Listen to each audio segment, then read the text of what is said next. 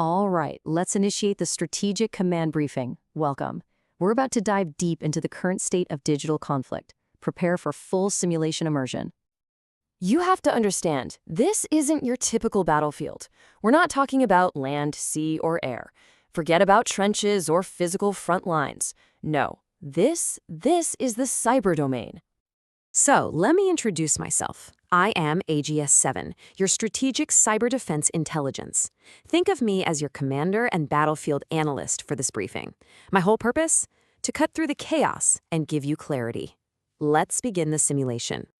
Okay, first things first. To win any war, you've got to understand the battlefield, right? Well, in this domain, the territory isn't land, it's information. And the geography? It's that invisible, interconnected global network that, let's be honest, powers our entire world. So what exactly is a cybersecurity war? Well, think of it as this emerging global conflict, but it's fought with code, not bullets. And here's the thing, every single nation, every system, they're all connected. And that connectivity makes them all potential combatants, and of course, potential targets.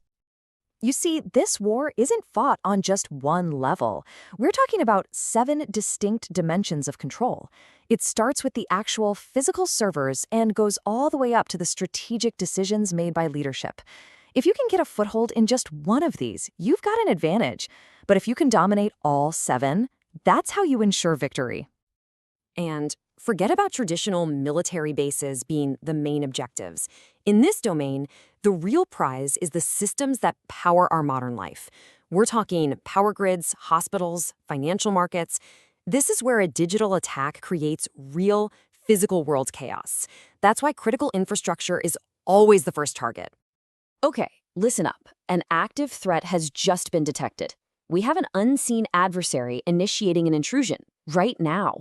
I'm already tracking their methodology. Let's break it down and analyze the anatomy of this attack together. You know, a sophisticated attack like this isn't just a single event. It's really a campaign, and it happens in 4 phases. It all starts with reconnaissance. That's when they're quietly scanning our defenses, just looking for a weakness. Then comes the initial breach, where just one tiny vulnerability is all they need to get inside. From there, it's lateral movement. They spread silently through our network, from one system to the next. And then, the final phase, impact. That's when the attack is triggered, and we see the real damage. My systems are flagging the exploit vector, and it's a 0 day. Now, if you're not familiar, that's bad, really bad. It means the vulnerability is something we've never seen before, so naturally, no defense has been prepared for it. A classic example is the Stuxnet worm. It used multiple 0 days to physically wreck nuclear centrifuges. Right now, no patch exists. We are completely exposed.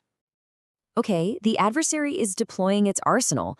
I'm seeing a Trojan to open up a backdoor, a worm that's designed to self-replicate and spread, and, of course, ransomware to hold our data hostage. And look at this. They're also setting up encrypted command-and-control tunnels. These are basically secure, hidden channels they use to manage the whole attack from a distance. And there it is. The impact phase has begun. That digital strike, we're feeling it now in the physical world. Communications are starting to fail. Financial transactions are frozen solid. The lights are literally going out. This is the whole point, you see. The ultimate goal of cyber warfare is to create total real-world chaos. All right, the attack has been analyzed. We're assessing the damage as we speak. But now, we initiate our response. My defensive AI systems are activating. The hunt is on. Our response protocol is a perfectly synchronized strategy. First up, our automated systems identify and flag all the malicious code. Second, human intelligence links up with my AI to analyze the threat from every angle. Third, we execute network segmentation to contain the breach. Containment is absolutely critical. And once it's boxed in, we launch our counterattack. Now, we have to understand the enemy's intent. Is this cyber espionage, where they're just trying to steal information, or is it cyber war, where the goal is to destroy our infrastructure? Well, based on the damage to our systems, the adversary's intent is crystal clear. This is an act of war. Our counterattack systems are now engaging the adversary's automated malware head-on. And this, right here, is the new frontline. It's machine versus machine. We're talking about algorithms fighting for control at speeds no human could even comprehend, let alone match. So we're neutralizing the immediate threat. That's good. But don't get comfortable. The war is far from over. This battlefield is constantly evolving, changing shape. That means we have to analyze the threats of tomorrow, starting today. So let me ask you a question. When you think about this whole interconnected system, all this advanced tech, the encrypted firewalls, the AI defenses, what do you think is the single weakest point? It's the human mind. You see, the most sophisticated hack often isn't against a machine at all.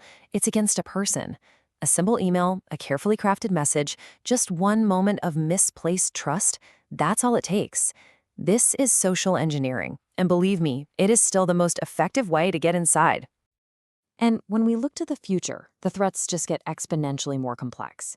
Think about quantum computing. It's going to make today's encryption totally obsolete. AI versus AI battles will just become the new normal. We'll see cyber-psychological warfare that uses disinformation to literally shape how people think.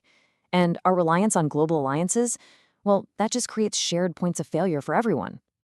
Okay, the active threat has been neutralized. Network is stabilizing. So now we debrief. The whole point of a simulation like this is to learn, right? So let's really dig in and analyze the key strategic takeaways from this engagement.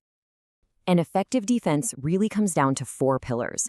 First, there's preparation. You have to build resilient systems before an attack ever happens. Then, detection, being able to identify intrusions the very moment they occur. Third is response, acting swiftly and decisively to contain and shut down the threat.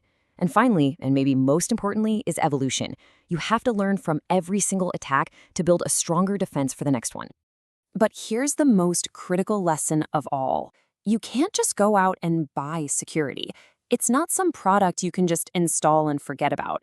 No, security is a strategy. It's something you have to live and breathe, a constant, never-ending process of adaptation and vigilance.